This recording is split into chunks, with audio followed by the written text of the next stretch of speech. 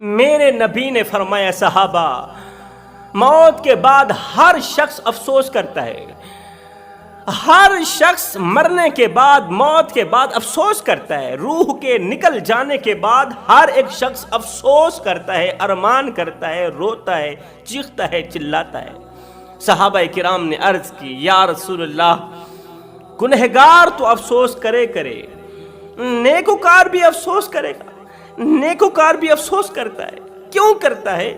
میرے کریم نبی نے فرمایا، مر جانے کے بعد گنہگار اس لیے افسوس کرتا ہے کہ وہ زندگی میں توبہ کیوں نہ کر سکا، بدکار اس لیے افسوس کرتا ہے کہ وہ اپنی زندگی میں اپنے رب سے صلح کیوں نہ کر سکا، اپنے ناراض رب کو کیوں نہ منا سکا، اور نیکوکار اس وجہ سے افسوس کرتا ہے کہ وہ اپنی زندگی میں اور زیادہ نیکیاں کیوں نہ کر سکا۔ جوانوں، میرے دامن میں پتھر دلوں کو موم کر دینے والا ایک واقعہ پڑا ہے، میرے دامن میں زندگی بدل دینے والا ایک واقعہ پڑا ہے، ایک سچا واقعہ پڑا ہے۔ اس عبرت ناک واقعہ نے لاکھوں کروڑوں بھٹکے ہوئے نوجوانوں کو راہ راست پر لگا دیا، لاکھوں کروڑوں بھٹکے ہوئے بے نمازیوں کو نمازی بنا دیا، اللہ کا ولی بنا دیا۔ آپ بھی ایک بار اس واقعے کو دل کے کانوں سے سنیں، انشاءاللہ یہ سبق آموز اور عبرت ناک واقعہ تمہاری زندگی بدل دینے کا ذریعہ بنے گا، تمہاری زندگی میں انقلاب لانے کا ذریعہ بنے گا، تم اللہ کے محبوب بن جاؤ گے، توبہ کرنے پر مجبور ہو جاؤ گے۔ میرے کریم نبی نے فرمایا، صحابہ، میں اللہ کا حبیب ہوں، پھر فرمایا جو جوان جوانی میں توبہ کرتا ہے وہ بھی اللہ کا حبیب بن جاتا ہے۔ او نہ اللہ کے حبیب بن جاؤ، او نہ اللہ کے دوست بن جاؤ۔ جب تم اپنی ساری زندگی مالک کے نام کر دو گے تو پھر وہ ساری کائنات تمہارے نام کر دے گا۔ جوانوں، ایک عبادت گزار شخص تھا، متقی پرہیزگار تھا، دنیا کے میلوں سے بے خبر ہو کر اللہ کی یاد میں مصروف رہتا تھا، دن کو روزہ رکھتا، پوری رات قیام کرتا تھا۔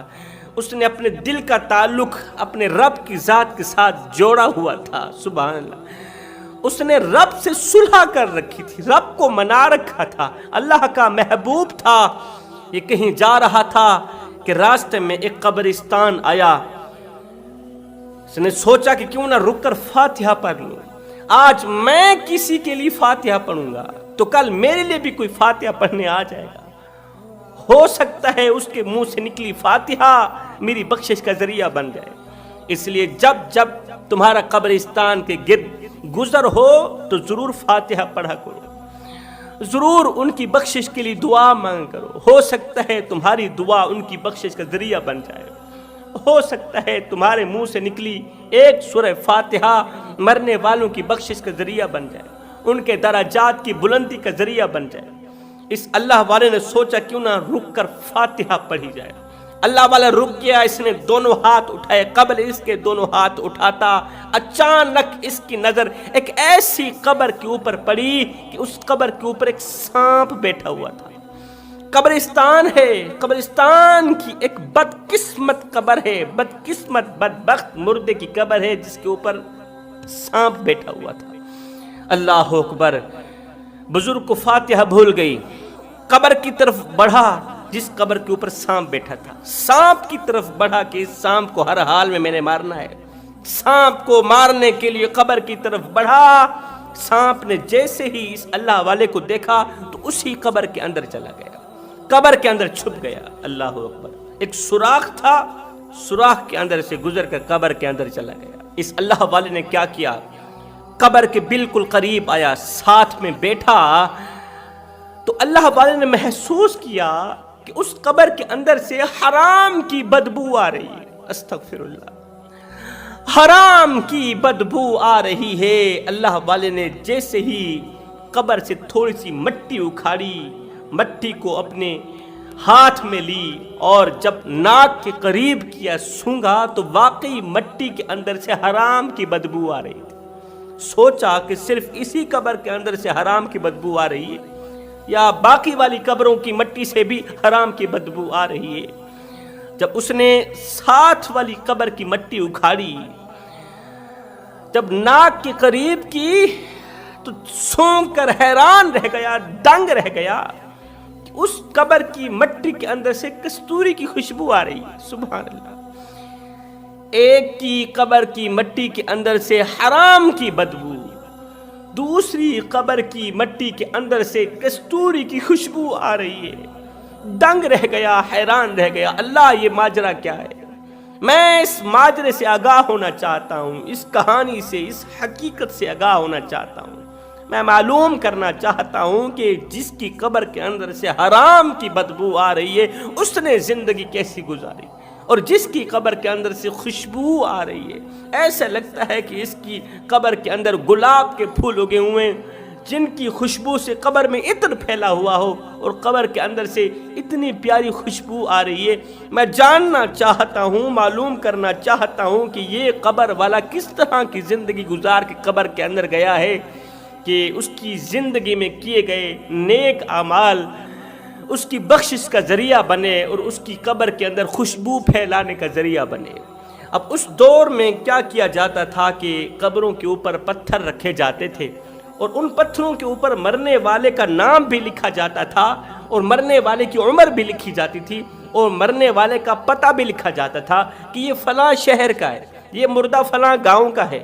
اللہ اکبر۔ اب اس نے جیسے یہ قبروں کے اوپر پڑے پتھروں کو دیکھا تو معلوم ہوا کہ یہ دونوں لڑکیوں کی قبریں ہیں، اور یہ دونوں لڑکیاں آپس میں بہنے لگتی ہیں۔ دونوں لڑکیوں کی قبریں ہیں، ایک کی عمر 20 سال ہے، دوسری کی عمر 25 سال ہے، اور یہ دونوں بہنے لگتی ہیں۔ ہائے، پتھر کے اوپر لکھے گئے پتے کو اس نے غور سے دیکھا کہ یہ کہاں کی رہنے والی ہیں، کون سے گاؤں کی رہنے والی ہیں۔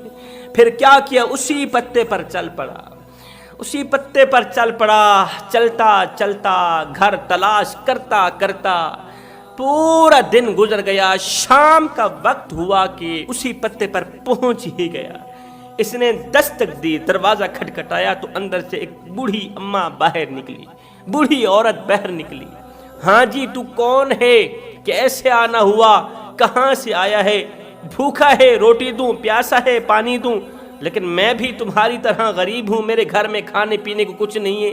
اب اس بوڑھی اماں کے چہرے پر پریشانیوں اور مصیبتوں کے آثار نمودار تھے۔ اللہ اکبر۔ اس اللہ والے نے کہا کہ بوڑھی اماں یہ بتا کہ فلاں نام کی لڑکی اور فلاں نام کی لڑکی تیری کیا لگتی ہے؟ اس نے کہا وہ تو میری بیٹیاں تھیں، وہ تو کب کی مر چکی ہیں، بتاؤ ان کے بارے میں کیا پوچھنا چاہتے ہو، اور کیوں میری بیٹیوں کا نام لے رہے ہو؟ میری بیٹیوں کا نام لینے کی وجہ کیا ہے؟ جلدی بتاؤ کس وجہ سے آنا ہوا، اور میری بیٹیوں کا نام کیوں لے رہے ہو؟ کیا ہوا؟ کون سی وجہ بنی؟ اس اللہ والے نے کہا کہ تمہاری ایک بیٹی کی قبر کے اوپر سانپ بیٹھا ہوا تھا۔ جب میں سانپ کو بھگانے کے لیے قبر کے قریب آیا تو مجھے محسوس ہوا کہ قبر کے اندر سے حرام کی بدبو آ رہی ہے۔ ساتھ ہی دوسری قبر تھی، فلاں نام کی لڑکی کی قبر تھی۔ تو جب میں نے اس قبر کی مٹی سونگھی تو مجھے پتہ چلا کہ اس کی قبر کے اندر سے کستوری کی خوشبو آ رہی ہے، پیاری سی خوشبو آ رہی ہے۔ دونوں قبروں کی مٹی کی خوشبوئیں سونگ کر میں نے اندازہ لگا لیا ہے کہ کون سی قبر جنتی کی قبر ہے، کون سی قبر جہنمی لڑکی کی قبر ہے۔ مجھے تو ایسا لگتا ہے کہ تمہاری ایک بیٹی کی قبر جہنم کے گڑھوں میں سے گڑھا بنی ہوئی، دوسری بیٹی کی قبر جنت کے باغوں میں سے باغ بنی پڑی۔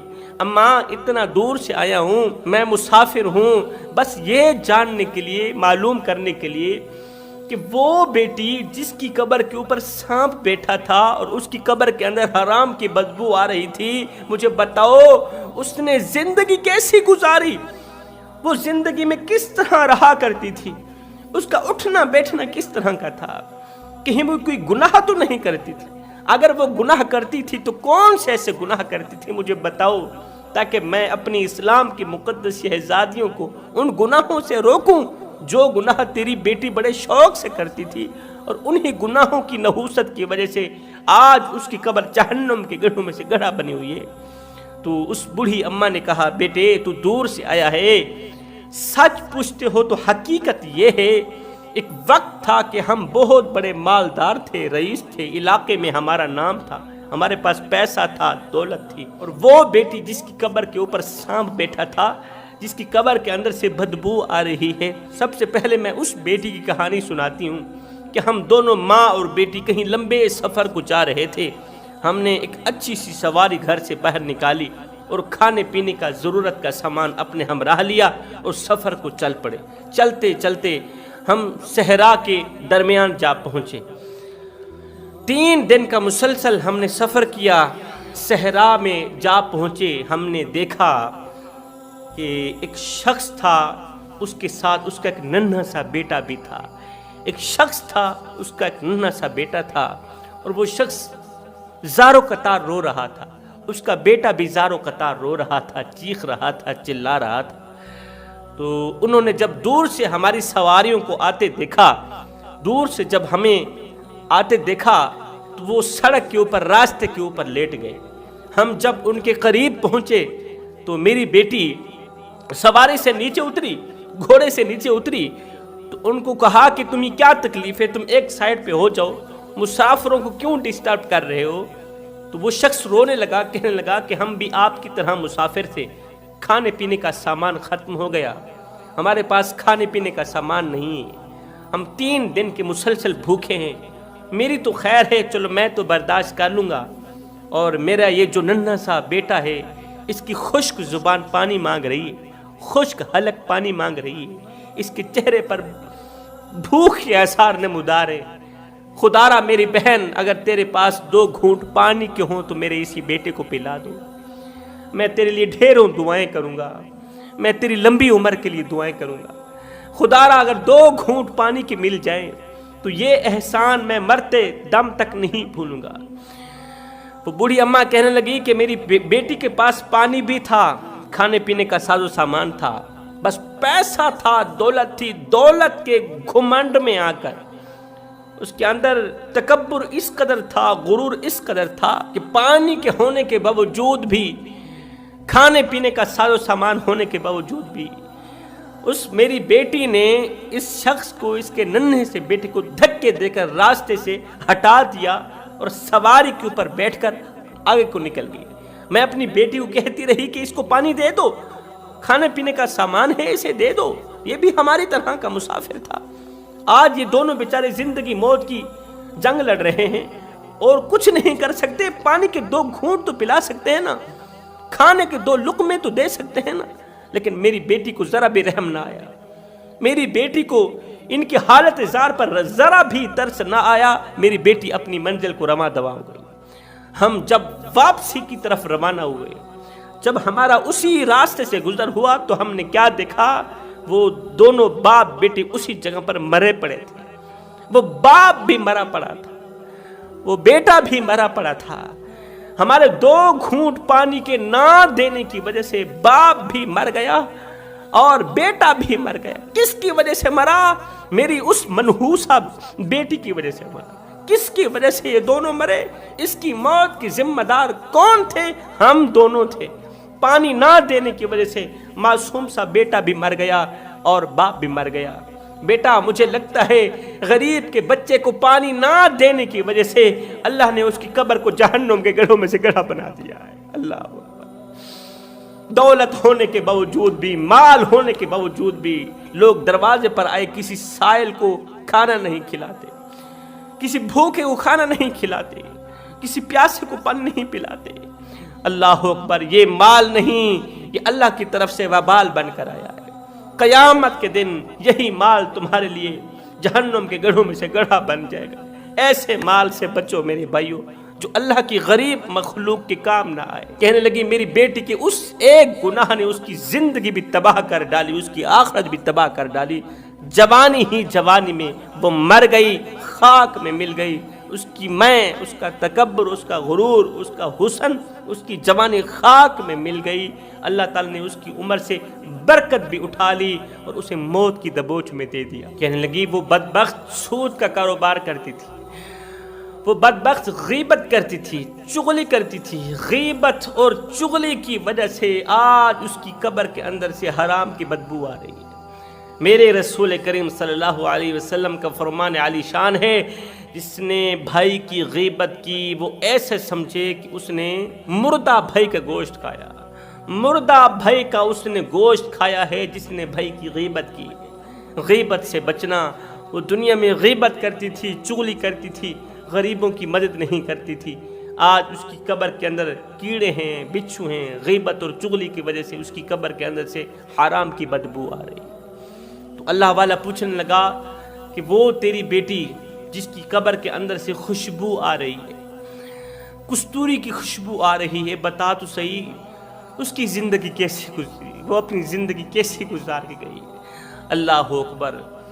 तो ये अम्मा कहने लगी कि जब हम सफ़र से वापस घर पहुँचे तो मेरी बेटी ने हंसते मुस्कुराते हुए अपनी दूसरी बहन को कहा कि आज मेरी वजह से, मेरे पानी ना देने की वजह से एक शख्स भी मर गया है, उसका नन्हा मुन्ना बेटा भी मर गया। बड़े फ़ख्र से कह रही थी क्योंकि उसके अंदर से एहसास ख़त्म हो चुका था, एहसास मर चुका था। बड़े फ़ख्र से कह रही थी। इतनी मज़े की बात ना बताऊं, 2 घूंट पानी के नहीं दिए, एक शख्स भी मर गया, उसका नन्हा मुन्ना बेटा भी मर गया। बड़े फ़ख्र से कह रही थी। छोटी बेटी ने जब सुना तो उसने वहीं बैठ के तौबा की, अल्लाह मुझे मार देना, मेरे अंदर एहसास जिंदा रखना। छोटी बेटी जिसकी कब्र के अंदर से कस्तूरी की खुशबू आ रही थी, उसने वहीं बैठे बैठे तौबा की, अपनी बहन पर लानत की।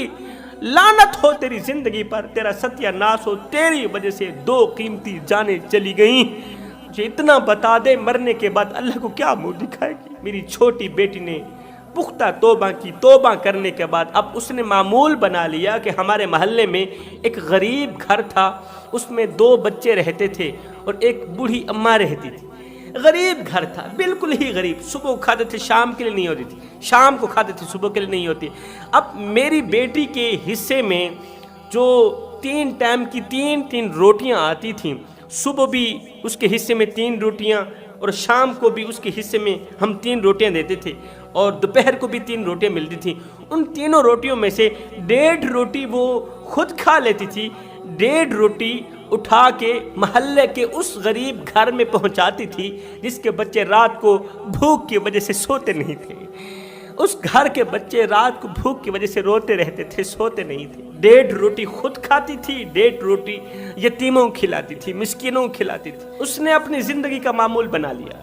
उसके बाद जब तक वो जिंदा रही है, जितने दिन जितने साल वो जिंदा रही है, वो ये खिदमत सर अंजाम देती रही है। दरवाजे पर जब भी कोई भूखा आता उसे खाना खिलाती, जब भी कोई प्यासा आता उसे पानी पिलाती। अब गरीबों, यतीमों, मिस्कीनों की खिदमत का अजर अल्लाह ने ये दिया कि आज उसकी कब्र को जन्नत के बागों में से बाग बना दिया। ईसा अलैहिस्सलाम के पास एक शख्स आया, कहने लगा ना मैं तेरे खुदा को मानता हूँ और ना ही तुझे मानता हूँ। ईसा अलैहिस्सलाम ने फरमाया तुझे किस तरह मनवाया जाए। उसने कहा मेरी एक शर्त है, अगर मेरी शर्त पूरी करो तो मैं तेरे खुदा को भी मानूंगा, फिर तेरा कलिमा पढ़कर तेरी गुलामी में भी आ जाऊंगा। जनाब ईसा ने फरमाया जल्दी बताओ क्या चाहते। कहा मैंने सुना है तू मुर्दे जिंदा करता है, मेरे सामने कोई एक मुर्दा जिंदा करो, मुर्दा जिंदा करके मुझे यकीन दिलाओ कि तुम वाकई अल्लाह के नबी हो, फिर मैं क्या करूंगा, कलिमा पढ़कर तुम्हारी गुलामी में आ जाऊंगा। आपने फरमाया मुझे वो कब्र दिखाओ जिसके अंदर से तूने मुर्दा जिंदा करवाना है। वो काफिर आपको हजरत नूह अलैहिस्सलाम के बेटे साम की कब्र पर ले गया। हजरत ईसा अलैहिस्सलाम नूह के बेटे साम की कब्र पर पहुंचे। जनाब ईसा ने 2 रकात नमाज पढ़ी,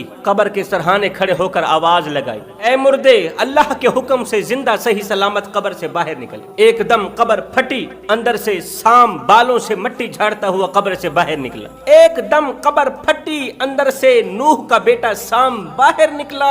अब साम की दाढ़ी के बाल सफेद थे। जनाब ईसा ने देखा कि साम की दाढ़ी के जो बाल थे ना वो सफेद थे। ये देखकर जनाब ईसा अलैहिस्सलाम ने फरमाया साम तुम्हारे जमाने में तो किसी के बाल सफेद नहीं होते थे, किसी के बाल चिट्टे नहीं होते थे, तुम्हारे बाल सफेद कैसे हो गए। अब साम ने कहा ऐ ईसा मुझे जिंदा करने के लिए जब कब्र से उठाया गया, दोबारा से मेरे अंदर रूह डाली गई, मुझे कब्र से बाहर निकाला गया। जब दूसरी बार मैं जिंदा हुआ तो मैंने समझा कि कयामत आ चुकी, मैं समझा कयामत आ गई है, कयामत आ गई है। बस इस खौफ से मेरी दाढ़ी के बाल सफेद हो गए। एक लम्हे के अंदर अंदर, एक सेकंड के अंदर अंदर कयामत के खौफ की वजह से मेरी दाढ़ी के बाल सफेद हो गए। जनाब ईसा ने पूछा बता कि मरे हुए तुझे कितना अरसा गुजर चुका है। کتنا عرصہ گزر گیا؟